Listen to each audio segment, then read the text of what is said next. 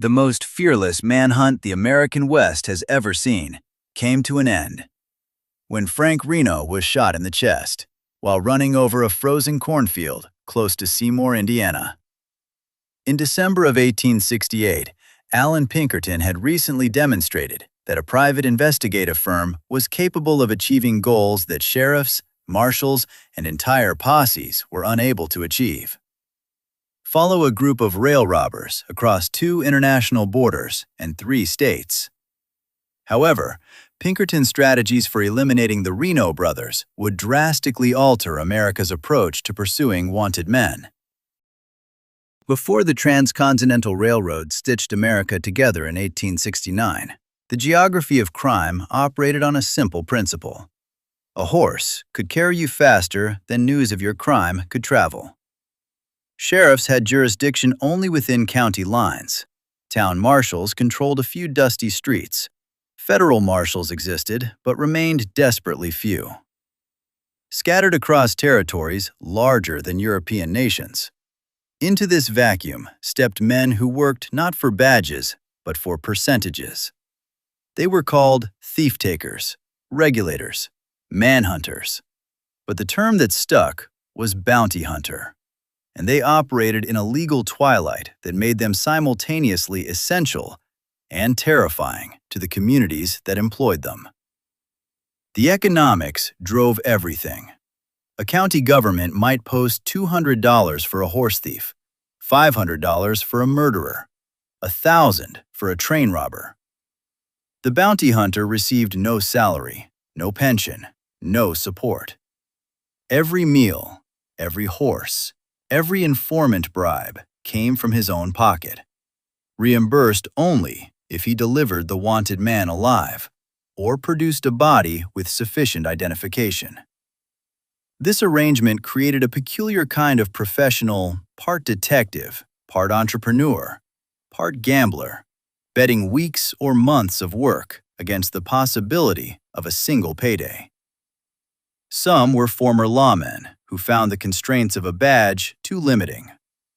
Others were former criminals who understood the outlaw mind because they had lived it. Most occupied a moral space, somewhere between. If you're drawn to stories about the systems that actually shaped the frontier, the mechanisms hiding behind the mythology, then subscribe now, because this channel exists to show you the documented history that Hollywood left out. Patrick Floyd Garrett stands as perhaps the clearest example of how a man could slip between the worlds of law and lawlessness. Born in Alabama in 1850, he drifted west as a buffalo hunter, then a cowboy, then a bartender who ran with rustlers in the New Mexico Territory, before the citizens of Lincoln County elected him sheriff in 1880. They did not elect him for his moral clarity. They elected him because he knew Billy the Kid personally, had drunk with him, gambled with him, and understood how the kid thought.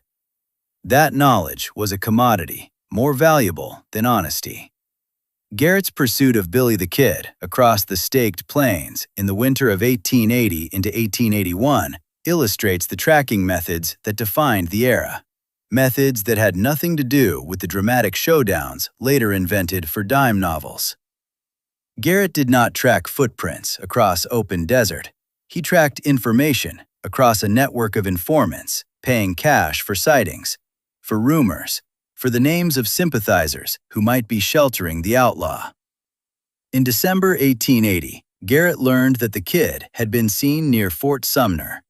He rode there with a posse, surrounded a house in the dark, and waited. When the Kid emerged, Garrett called for surrender. The Kid ran. Garrett's men opened fire, killing Charlie Beaudry, one of the Kid's companions, but the Kid escaped in the chaos. This was not failure. This was how manhunts actually worked. You gathered intelligence. You made attempts. You failed. You gathered more intelligence. You tried again. Patience was the weapon, not marksmanship. After Billy the Kid escaped from jail in April 1881, killing 2 deputies in the process, Garrett faced a professional crisis. The escape had humiliated him. The territorial governor wanted results. Garrett's authority depended on his ability to deliver the one outlaw he had personally guaranteed to bring in. He returned to his informant network, and in July, a source told him the kid was staying with Pete Maxwell at Fort Sumner. Garrett arrived after midnight on July 14th, entered Maxwell's darkened bedroom, and sat beside Maxwell's bed, questioning him in whispers. Billy the Kid walked into that same room, could not see clearly in the darkness, asked in Spanish who was there, and Garrett fired twice. The kid died instantly.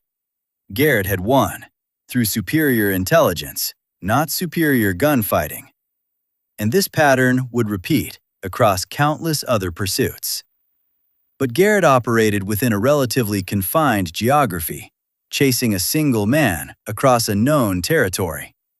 The truly transformative bounty hunting operations required something more: the infrastructure of modern surveillance, imported into a landscape that still thought in terms of frontier justice. This was the innovation Allan Pinkerton brought to the profession, and the Reno brothers gave him the opportunity to prove it would work.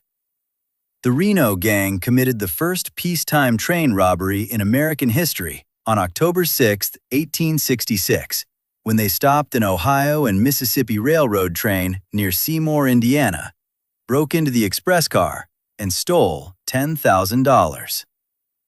Trains were supposed to be invulnerable, protected by speed and schedules. The Reno brothers, Frank, John, and Simeon, along with their associate Franklin Sparks, proved otherwise. And in doing so, they created a new category of criminal that terrified railroad executives more than any other threat. Trains carried payroll for mines, profits from grain harvests, cash for banks. If trains could be robbed with impunity, the entire financial circulatory system of westward expansion faced paralysis. Local sheriffs were useless. The Reno brothers had grown up in Jackson County, Indiana. They had family, friends, people who owed them favors or feared their retribution. The gang would strike, scatter, and vanish back into their home territory, where witnesses remembered nothing and lawmen found only locked doors. After the gang robbed another train in 1867, stealing $13,000, the railroad companies made a decision that would echo for decades. They hired Allan Pinkerton.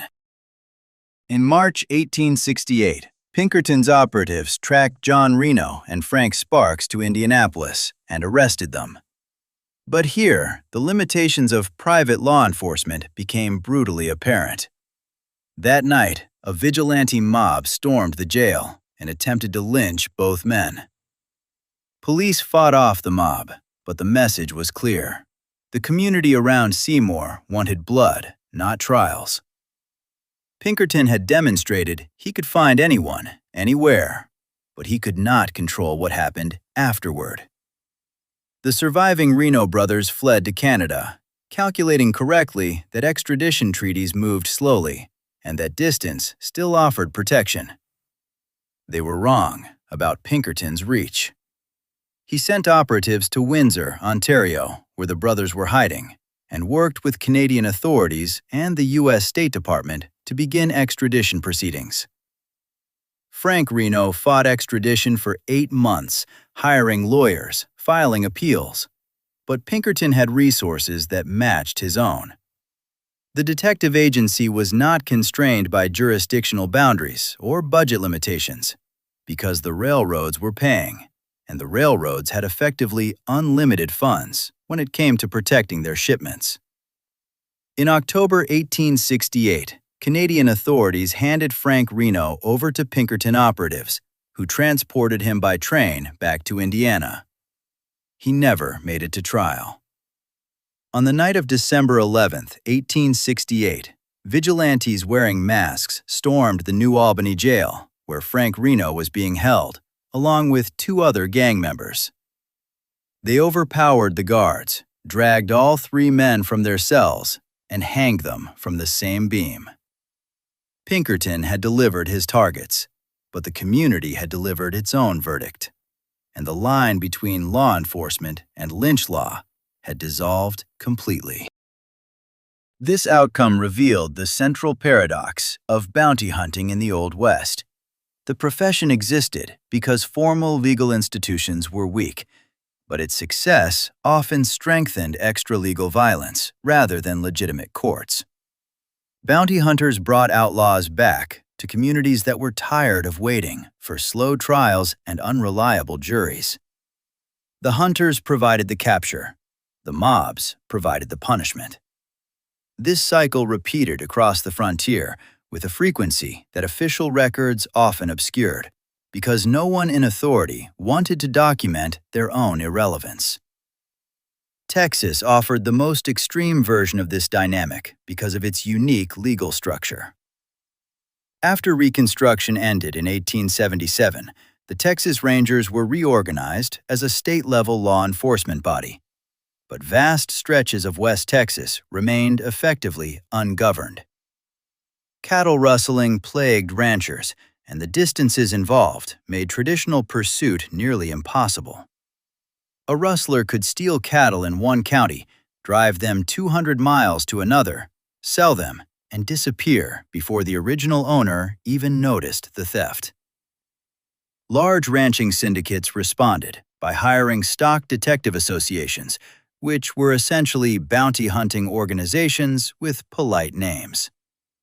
The most notorious was the Anti-Horse Thief Association, which operated across Kansas, Texas, and Oklahoma territory in the 1880s and 1890s.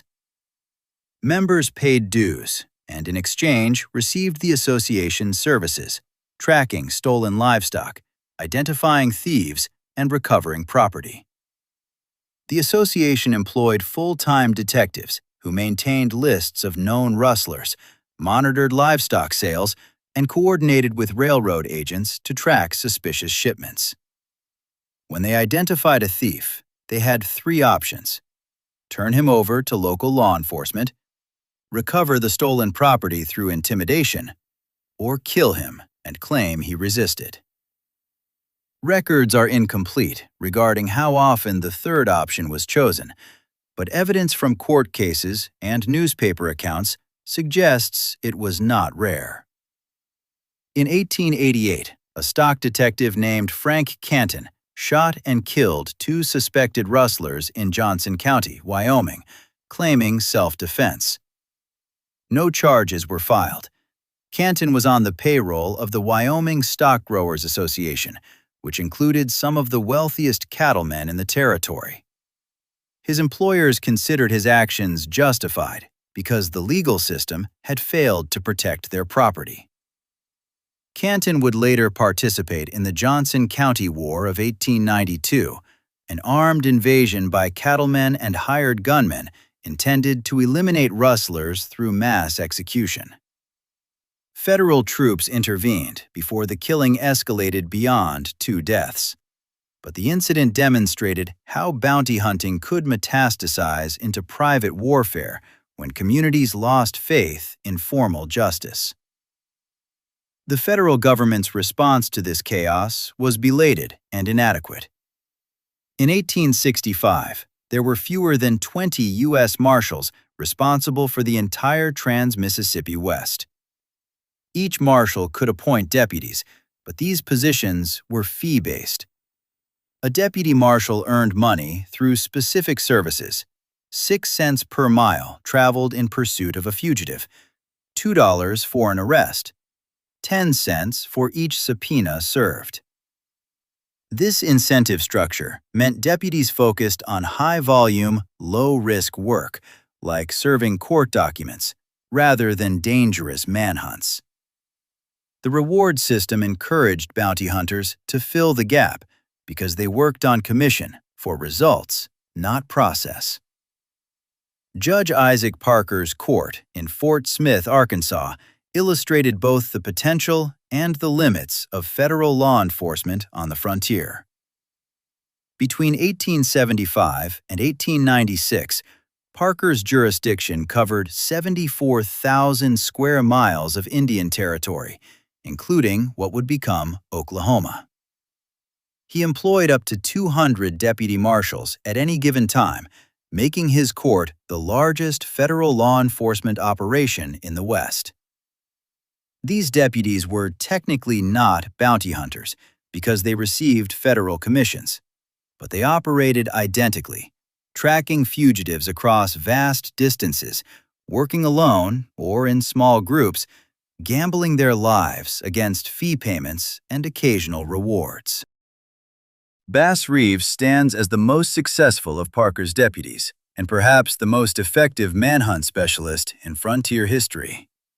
Born enslaved in Arkansas in 1838, Reeves escaped to Indian Territory during the Civil War, lived among Creek and Seminole communities, learned multiple indigenous languages, and developed tracking skills that combined traditional indigenous knowledge with his own innovations. After the war, he worked as a farmer and scout before Judge Parker hired him as a deputy marshal in 1875. Over the next 32 years, Reeves arrested more than 3,000 fugitives, killed 14 men in self-defense, and was never wounded. Despite working in the most dangerous jurisdiction in America, Reeves succeeded because he understood that tracking was primarily theatrical. He used disguises constantly, posing as a drifter, a cowboy, an outlaw on the run, gaining access to criminal networks by seeming to belong. In one documented case from 1884, Reeves was hunting two brothers wanted for murder who were hiding in the Creek Nation. He dressed in ragged clothes, handcuffed his own wrists, and walked into their camp claiming to be an escaped prisoner.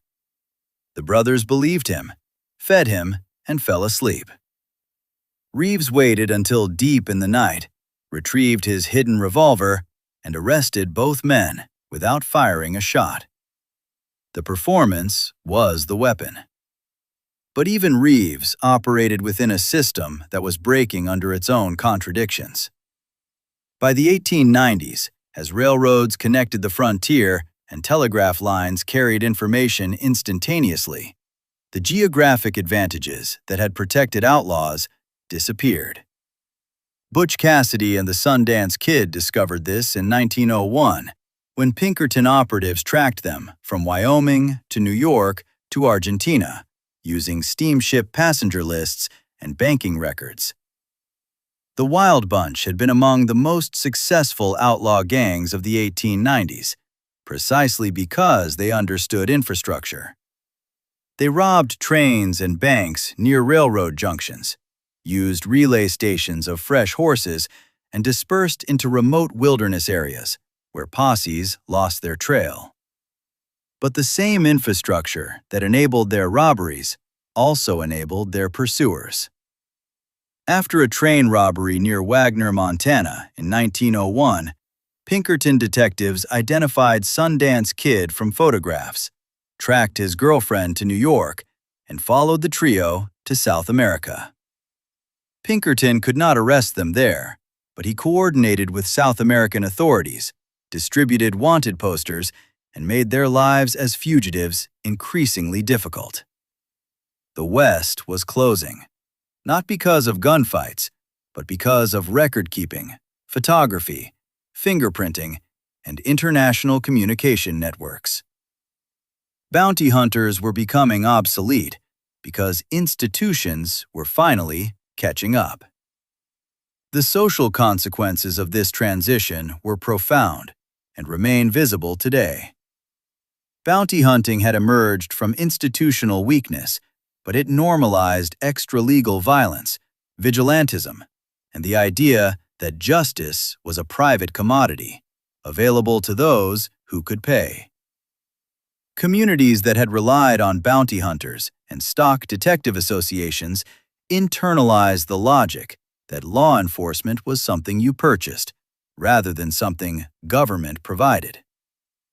This ideology shaped political culture in the Mountain West and Southwest for generations, creating resistance to federal authority, skepticism towards centralized law enforcement, and a persistent belief that individuals had the right to use lethal force to protect property. The professionalization of law enforcement in the early 20th century did not eliminate bounty hunting, but drove it underground. States began requiring bail bondsmen to be licensed, regulating the conditions under which fugitives could be pursued, and limiting the use of lethal force. But the legal structure remained. A person released on bail is technically in the custody of the bail bondsman, and if that person flees, the bondsman has extraordinary authority to recapture them, often employing bounty hunters who work on commission. The modern bail enforcement agent is a direct descendant of Pat Garrett and Bass Reeves, operating in the same legal gray zone, motivated by the same economic incentives, confronting the same moral ambiguities. This reality was buried by the mythology of the Old West, which replaced it with a more straightforward tale of lone heroes and dramatic shootouts. However, the real history shows something more pertinent and unsettling: the long-lasting effects of institutional failure, the brittleness of governmental power, and the ease with which violence is commercialized. Communities go to anyone who can produce results when they are unable to rely on official police enforcement. Furthermore, it is rare for those deliverers to arrive without expenses that outlive the initial issue. They were not romantic characters, the bounty hunters who pursued outlaws throughout the frontier. They were signs of a legal system that was still learning how to operate over great distances. Additionally, the approaches they developed to address one issue gave rise to new issues that America has never been able to properly fix.